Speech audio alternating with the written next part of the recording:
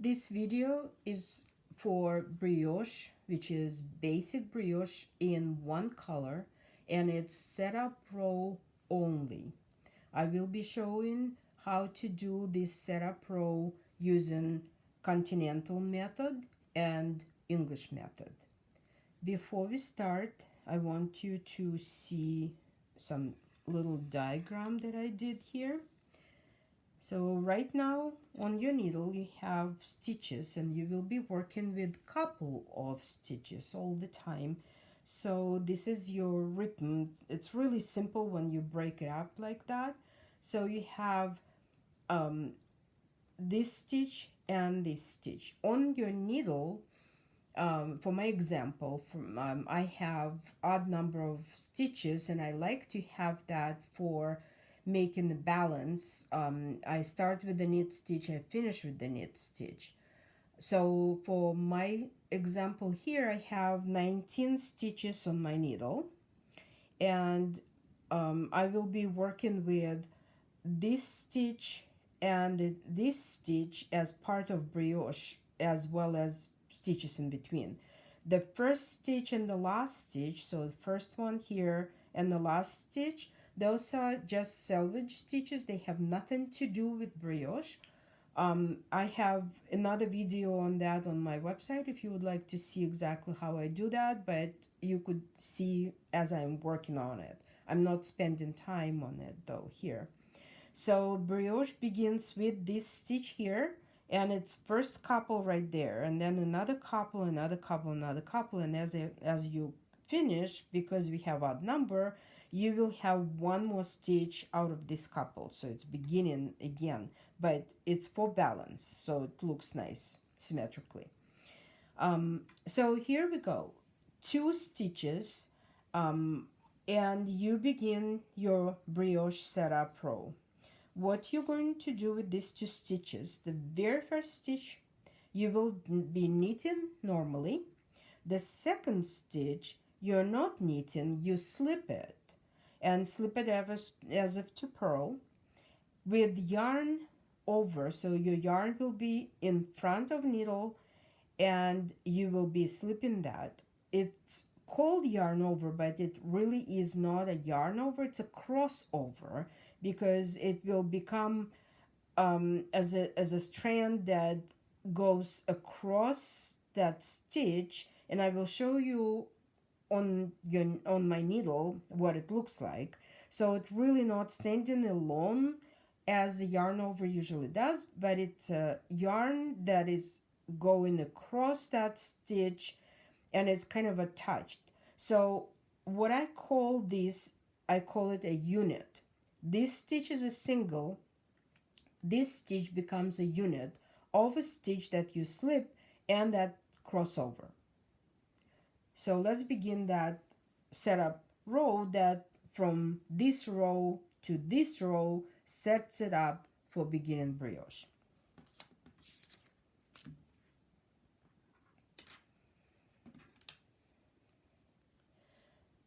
First method I'm going to show will be English method. So you can always skip if you are Continental or not to watch Continental after I show this one, because it's going to be the same row. And here how it starts. So your yarn is in front, you slip the stitch, that's just the selvage. Then your next stitch is a knit. So you're going to take the yarn between the needle to the back. So you prepare your work for knitting, and you knit the stitch. So that's just the first stitch in brioche that you're going to do it this way. Then you bring your yarn back to front. You slip the first stitch as if to purl. So here's your couple right there. You slip, and then you go into this stitch to knit. And now you're saying, where's my yarn? The yarn is in front, so you're taking it over the needle, see how it's crossing the stitch, and then feed that to the needle so you could go through the stitch and knit. So here's the couple that I was showing you on diagram. It's a knit and a stitch with crossover. See how it's crossing it? It's not a separate yarn over. Because of the way you knit, you're holding your yarn in the right hand, you have to switch the couple. So you bring the yarn first to front. First you do the slip stitch, then you go to knit the next one, and your yarn goes from front to back around the needle this way, so you could knit the stitch that you are after. So it really switched to this order. It's a slip stitch with yarn over crossover and the single knit stitch. Every time you finish the couple, you bring that yarn to front so you could start another one. You slip the stitch, you go into the next one, take your yarn around the needle, feed that on the back of the stitch to the right needle and knit. Yarn goes back, and again 2 stitches, slip, knit. It's as simple as that. Bring it forward, you slip, go in and knit. Yarn goes forward, slip, yarn goes around the needle and you knit. As you knit in that second stitch, the first stitch got the crossover. So yarn comes forward every time, don't forget that. Slip, knit.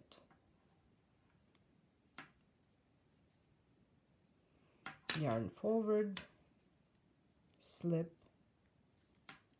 and knit. And now you could leave your yarn there because you're just going to knit this stitch. You don't need to do anything different. Just there. And I usually knit through the back loop on that last one. So let's see what we have on our needle. So remember how we started with the first stitch just being a knit, and now we finished that with the knit. That's the balance I was talking about. So it's symmetry there. Your rhythm was slip and knit.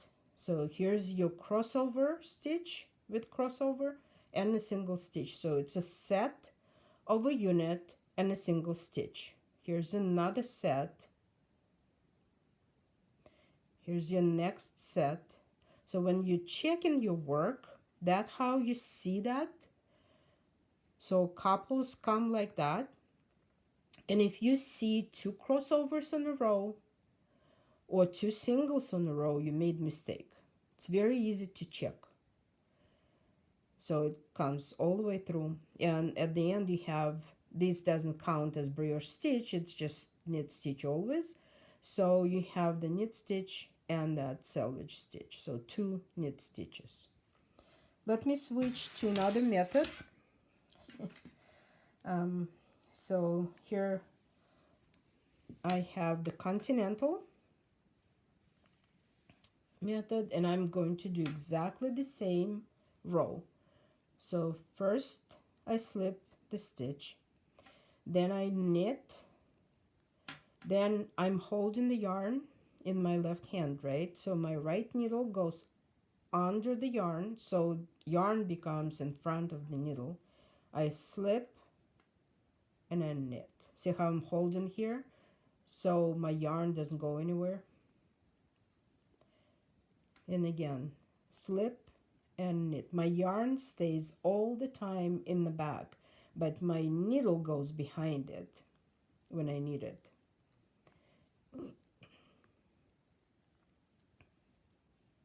So I'm forming the same sets of yarn, of the stitch with crossover yarn and the knit stitch.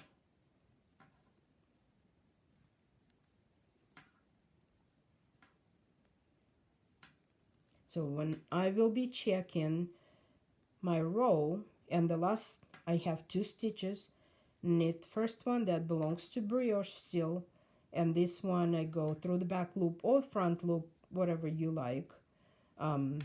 That's just a selvage stitch that will form this braid here. So that's a setup row, and again you could check by looking at the sets. So you have the stitch with crossover right there, see how it's crossing it, and a single. That's a set of a unit and a single stitch. Next is a set of a crossed over stitch, that's a unit, and a single.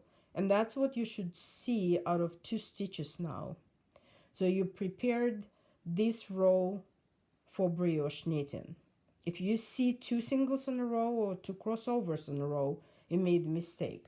If you don't worry about the mess that you are actually seeing on the needle.